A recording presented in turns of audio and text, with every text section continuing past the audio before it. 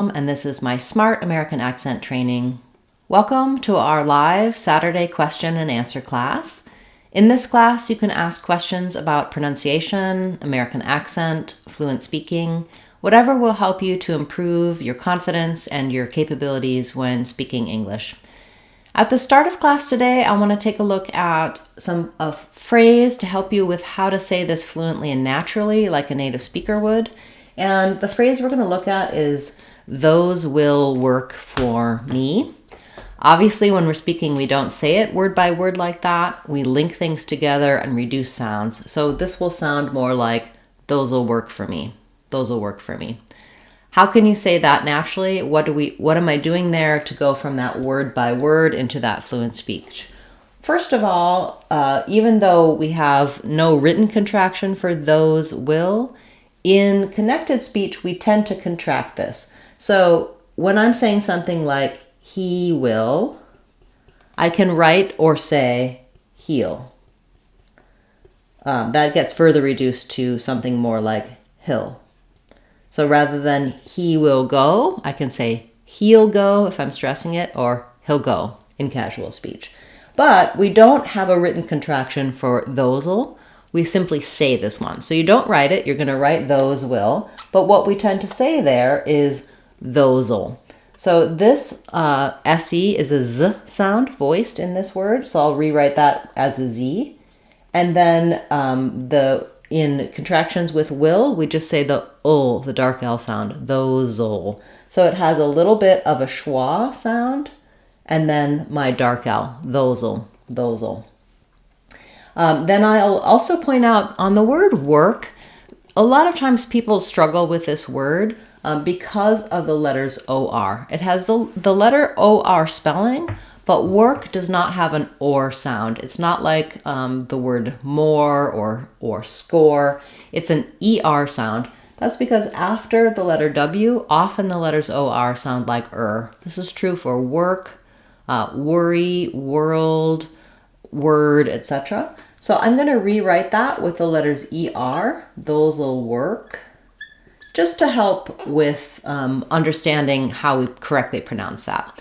That's the same whether I'm saying the word "work" by itself or any context. This isn't actually a reduction, it's just how we say that word. But I think being aware of that can help you also sound more natural and correct an accent error pattern you may have. And then in the word "for," the letters OR do say "or." If I say it's "for you," that's correct pronunciation, it's natural. But this is another place where we typically reduce, and instead of saying "those will work for me," we tend to say "those will work for me," work for. So my "or" becomes an sound again, and so I'm having the for the correct spelling, the correct pronunciation of "work," as well as a reduced "for" becomes "fur" in fluent speech. For me, for you, for the company, for the world, for peace, etc. The only time we would really say "for" is if we're saying the number 4. Then we're going to use the "or" sound. Or if I'm speaking more slowly, or if I'm stressing on that word, the word "for," then it can say the "or" sound. It's not wrong to say "these will work for me," but you can hear how it slows down my speech and it gives it a little too much emphasis. So in regular speech, you're going to want to keep that short and reduced. And then lastly, we have the "me" word. So "me" doesn't have any changes or reductions. The rhythm pattern here is "those'll work for me." Me is stressed. It's the last word of the sentence. Those will work for me. Work may have a little bit of stress as well. So I can go short on "me," but the words "those," "will," and "for" are all going to be reduced, linked, and that's where our fluency comes in. It's because of the emphasis and the stress on the content word "work." Those will work for me. Those will work for me. Or if I'm trying to stress, those will work for me versus for someone else. So be aware that we have our written contractions and then we have our natural contractions like "those'll," "these'll," "that'll," "who'll," etc. that we don't always write as contractions, but we do use when we're speaking. We rarely say the word will in full form unless we're saying something like I will by itself, or those will work for me. So if I'm stressing on it, those will work, I'm highlighting it will work, and it usually sounds like I'm contradicting you. So you don't want to use those will work unless you're really trying to stress on that, because it sounds like you're saying, no, those will work, rather than just those will work for me.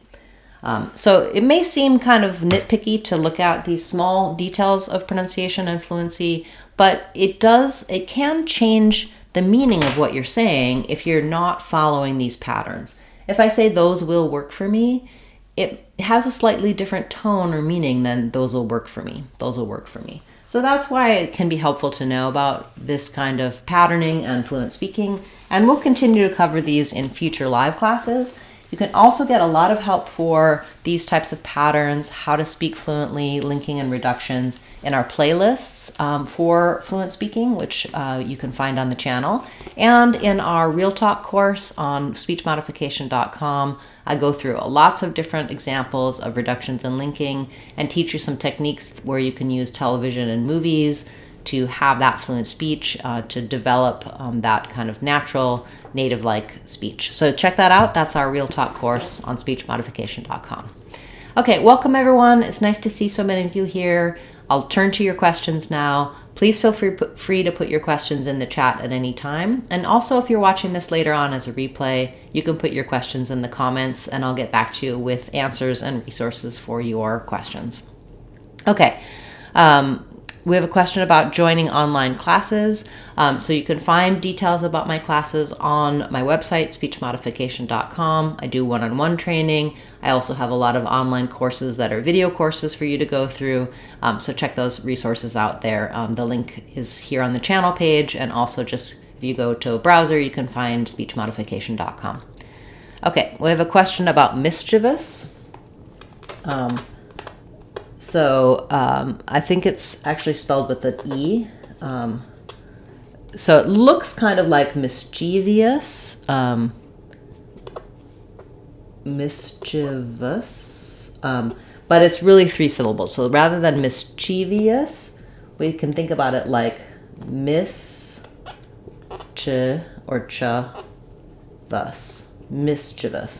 I think we use more of an I sound here rather than a schwa, mischievous.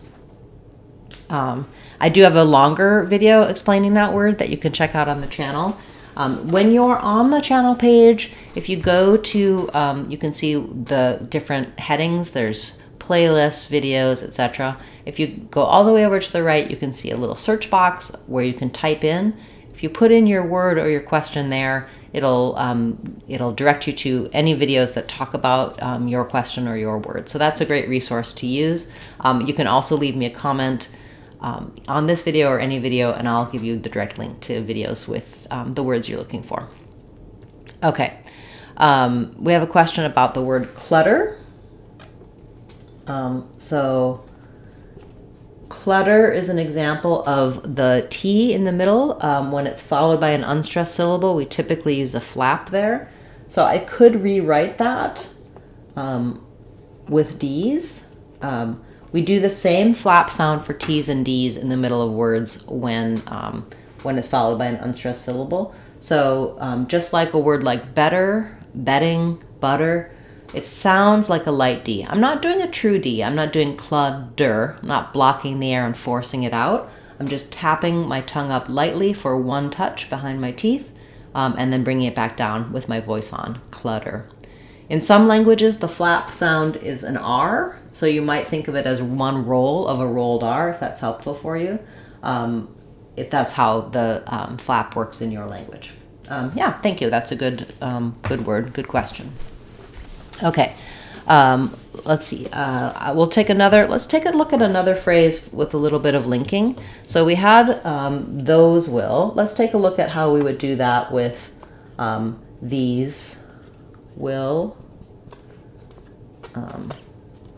So if I'm saying, for example, these will be good, same thing where I can, this letter S is a Z sound, and then I'm going to contract will, just use the L sound of it, and it'll have a little schwa there. So these'll be good. And my stress is on the good sound. So these will be good, those will be good, those will be okay, these will be yours, these will be difficult. You're kind of wanting to look at a lot of practice with these'll, those'll, that'll, getting those sounds to roll off your tongue easily. And just like the flap in clutter, I do have some videos for how we take that will and we contract it to that'll, and that sounds like these as well. So that'll, similar to how we would say middle or little. That'll be in the middle, that'll be too little. So that's a way to kind of pair that contraction if you're not comfortable using it. If it feels new or unnatural to you, you may already be accustomed to using the flap in words like little or middle. And again, I encourage contractions because they help with the fluency, and also they are just kind of the regular way. So even though you may have not learned contractions or it sounds a little bit too relaxed or informal, it's formal, professional. All people use it as part of fluent speaking when speaking English. Okay, great. We have a question about the word John, or the name John. So usually spelled John, sometimes spelled Jon, when it's short for Jonathan, that's spelled this way. And the letters OH say the ah sound like in father. So I would probably rewrite that like John. So even though it, OH by themselves say O in English, in this word, in this name, John, it's an ah sound. So you can think of the word on, it does the same thing. Letter O says ah there. On John's desk, for example, John lives on. John is on the town, etc. Hopefully that's helpful to kind of visualize that as an AH for John. Yeah, I do have a names playlist that covers a lot of everyday names as well as names of people in the news, in politics, etc. So you can check that out. You can also always leave questions and requests for help with names here in the live class or in comments. Thank you. Okay, we have a question about the word with. We'll have more ways to pronounce. So we don't want a Z sound in with, but there are two different ways that people say it. So I typically say with a voiceless TH sound, like in thank or think. But some people say with a voiced TH sound, like in breathe or these. And both are correct. I would say mine is a little, the way I typically say it is less common. Most people say will say with, especially if they're saying, for example, within or without. They keep their voice on for that th sound. You can say with him or with him, with him. Whatever's easiest for you is okay. They're both used interchangeably. They're both correct and normal ways of pronouncing with and with. Easier and probably more normal when it's within or without to use the voiced sound, just to keep your voice going between those vowels. Good question. Thank you. Okay, we have a question about the word ample. So here letter A is the A sound, like in cat or apple, the first syllable stress. And then we tend to have a dark L at the end. So you can think about it as having a little bit of a schwa before it. So I would think about that like am, made typo while writing the letter M, pull. So you can think about it just going quickly from the p to the ul, pull, or you can think about it a little, it's similar to the word pull. I'm going to pull the drawer open, ample. So it's a very reduced vowel there, but it's a little bit of an sound if you're going to write a vowel for it, or a little bit of a schwa, ample. So similar to example or sample, same vowel sounds and rhythm. Okay, great.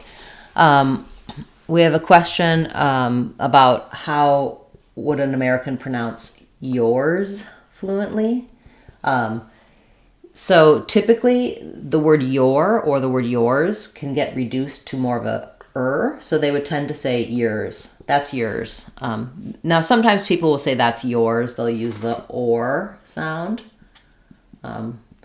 Some people will even say that's yours with more of an oo sound. Yours. I'd say that's probably the least common. So depending on where you are, different dialects around the country, East Coast might be a little bit more like yours or yours. A reduced way is yours. It's yours. I think it's yours. So I would go with this as the easiest and most common. Second place gets, we have yours with the or sound. Same thing for your typically gets reduced to your. And I also say this your as in you are. Same way. Your or your. Great question. Thank you. I do have some videos talking about your, but I don't think I talk specifically about yours in that video. Okay. We have a question about phrases like the other day and other than that. So for the other day, the other, because other starts with a vowel sound, I'm going to have the true E here in the. Most of the time this word sounds like the with a schwa, but here it's going to have the. And then since other starts with a vowel, I'm going to link. I'm going from vowel to vowel. So I'm going to have a little bit of a y sound sneaking in there. The other, the other. So you can think about it like a Y connecting the two. The other day. And day gets stressed here, so all of these three syllables are going to be quicker. The other day. I did that the other day. I saw you the other day. I think that was the other day. The other. Yeah, not easy because of those THs and Rs, but you can just practice kind of trying to fluently connect those two. And then your other phrase was other than that. So here's a place where we do have also a reduction. When I say other than that, that is going to get stressed, and so other than is going to get shortened and reduced. If I say this word by itself, than, it'll have the ah sound like man or had, but in the reduced version, it's going to pretty much have no vowel, other than. So you can kind of think of going right from your voice th to your n sound. Other than that. Also difficult with those three ths in a row. Just practice it slowly, but still connected. Other than that, other than that. Yeah, those are great phrases. Thank you for bringing that up. I'm sure a lot of people struggle with saying those smoothly and fluently. We have a follow-up question about one-on-one teaching. So I currently don't have any group classes that are live. I just have one-on-one instruction that's live face-to-face. And then for my less expensive online courses, they are video only and no live instruction. So we do have this class every Saturday where people can come and ask questions. But if you're interested in feedback and specific help for yourself, check out the resources on our website, speechmodification.com. You can learn about our one-on-one training. Okay, welcome to one of our channel members. Thank you for being here. They have a question about feel and few. These are good words. So for feel, we have the vowel E, and then in the dictionary, it's just going to show E and L, feel. But when you're actually saying it, because the L has a bit of a sound before it, because it's that dark L, not three L's, feel, we're going to have a little bit of that connecting vowel to vowel linking here as well. So sometimes to say that one, slowing down, feel, you can really feel that it has some hidden sounds in it. The y and the sound are not really written. But if I have that dark L, what I'm doing is keeping the back of my tongue down and lifting the front. Feel, feel. And so what you don't want is the whole tongue to lift. Feel. We don't really have that L in American English. That's a different type of L. Another thing that can help you is if you're linking something like feel it. You can then just think about doing an L, a light L at the start. Feel it. If you're just saying feel, or that's how I feel by itself, then you're going to need that little vowel to vowel linking, that y sound in there. And then for few, I would rewrite that like this. The letters EW say the oo, the tense oo sound. And few is an example like music or communicate, where we have the y sound as well between the f and the oo. You can think about the word you and then adding a f. You have a few. Yeah, so feel versus few. If you're having trouble distinguishing these two, it's probably because you're trying to make the L more with your lips, like feel, and you want to make sure that your lips are not rounded on feel, that you're really making it by finishing and lifting your tongue. Feel. I feel like having a few friends come visit. Okay, thank you for being a channel member, and thank you for that question. I hope that helps you, and I'm sure it'll help others as well. Okay, we have a question about the phrase while I was. So if I'm saying that word by word, while I was, I would have a break. But when I'm speaking fluently, I'm going to link these while I. So I think about it kind of like while I was. And while I was, and also the I. So here we have the L sound, right? While I was.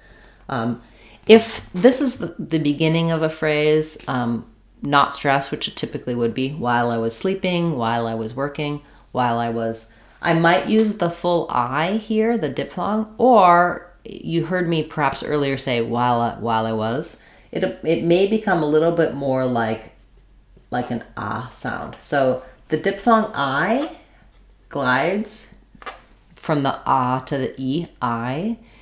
In reduced speech, sometimes we kind of just mostly do this sound, while I was working, it's not wrong to do the full I, but that's something you may hear and notice in fluent speech, and which might be what you're noticing that is a little different between when you're attempting to use the full I versus what you hear native speakers do. Great phrase. Thank you for that question. Okay, I may not get to everyone's second and third requests today. I will try to at least cover one of your requests, and if there's time, I'll come back and go through and get your second and third requests as well. Okay, we have a question about when talking really quick. We have, they have, you have, and so on. So if I'm just saying them by themselves, we have, they have, then have is going to be stressed and won't be reduced. But if I'm using this as part of a phrase, especially if there's another verb, like we have been or they have gone, you have finished, I'm rarely going to use the full word have. Instead, I'm going to contract all of these. So we have is going to become we've. They have is going to become they've. And you have is going to become you've. And how these sound, this is the same as this word we've been, they've been, it'll sound just like they've, and you've been, it's just like you've been busy, you've finished, they've gone, we've been. So those are typical contractions, and I do have a video talking about contractions with the verb have, to have, that can walk you through all of these pronunciations and how to become more fluent with them, but that's a great question. Now again, I will still say we have you, we have they have, if I'm just using have. Otherwise, usually have is a helping verb for another verb, so it's unstressed and it can get reduced. The only time I would keep have here is if I was trying to correct someone, like they have been, but otherwise they've been going, or they have been going. If I use the full word have, it sounds like I'm kind of trying to highlight the fact that they have been rather than they haven't been or have not been. Great, thank you. Those are another important part of fluent speaking. So thank you for bringing that up. Okay, wonderful to see so many of you here. Thanks for all of the great questions. We'll take a few more and then we're going to need to wrap up for today. I see we have a question about words ending in ed. For example, loved her, pushed, caused. So the letters ed are going to say different things depending on what word they are on. So in a word like loved, because the v is voiced, they're going to say the d sound, no vowel. So it's going to be like loved. And that can be difficult to pronounce in a row. Moved, lived, loved. One thing I would suggest is add the word it. And then it's a little easier. So loved is hard, but loved it. You can think about just like loved it. Moving that D over to the next vowel, loved it. You mentioned loved her. It's a little harder. You have to kind of stop, loved her, and then restart for your next consonant sound. Then when you're talking about a verb like pushed, because the SH is voiceless, my voice is not on, pushed, I don't voice the D anymore. So that ED becomes a T sound. It sounds like pushed. So liked, pushed, stopped. Any verb that ends with a voiceless sound is going to have the T sound there. Except that if I'm adding an I again, then my T is going to follow the rules for final T. It's going to turn into a flap. So it'll be I pushed with a T or I pushed it. It's going to go back to having more of the flap D sound, pushed it. And then finally, caused. Your other word is also going to just be like loved, where we have the voiced sound. Caused it. The other thing that ed can do is it can add a syllable. So if the word already ends in a T or a D, like need or want, then I'm going to have needed or wanted. So the ed is going to become the id sounds. So that sounds like needed or wanted. Yeah, so I do have several videos talking about past tense pronunciation and giving you some tips for linking it, how to kind of get that more natural here on the channel, as well as I would suggest our Sounds of English course goes through every single sound, including rules and patterns for things like past tense and how to get those ed sounds to be smoother, know which sounds you should be saying and how to pronounce them correctly. You can check out the videos here on the channel, as well as our Sounds of English course is on our website, speechmodification.com.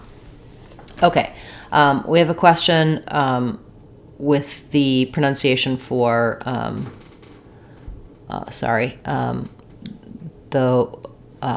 the word secret. So for secret, even though we have two E's, this one says is stressed and it says a true vowel E. So we have C, and then this one will be reduced. It'll sound more like an I sound. So I would write that like secret.